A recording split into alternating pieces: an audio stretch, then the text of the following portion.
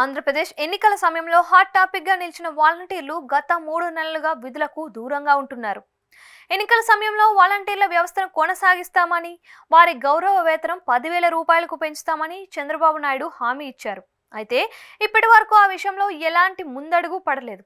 తాజాగా త్వరలో వాలంటీర్ల వ్యవస్థ మీద ఒక నిర్ణయం తీసుకుంటామని మంత్రి వీరాంజనేయ స్వామి చేసిన ప్రకటన వాలంటీర్లలో కొత్త ఆశలు రేపింది. ఎన్నికల సమయంలో తెలుగుదేశం పార్టీ ఫిర్యాదు మేరకు ఎన్నికల సంఘం సంక్షేమ పథకాల అమలుతో పాటు ఎన్నికల విధులకు కూడా వాలంటీర్లను దూరంగా ఉంచింది. ఎన్నికలు పూర్తయి ఫలితాలు వెల్లడైనా వారి విషయంలో ఎలాంటి నిర్ణయం ప్రభుత్వం తీసుకోలేదు. వైసీపీ పాలనలో సంక్షేమ పథకాల అమలు కోసం అంటూ 5,000 రూపాయల గౌరవ వేతనంతో వాలంటీర్లను నియమించారు. రాష్ట్రంలో ప్రస్తుతం 1,67,000 మంది వాలంటీర్లు ఉన్నట్లు తెలుస్తోంది. 2,65,000 మంది వాలంటీర్లకు గాను ఎన్నికలకు ముందు 1,00,000 పైచిలకు వాలంటీర్లు విధులకు రాజీనామా చేశారు. వైసీపీ నేతల పిలుపు మేరకు వారు అప్పట్లో రాజీనామా చేశారు.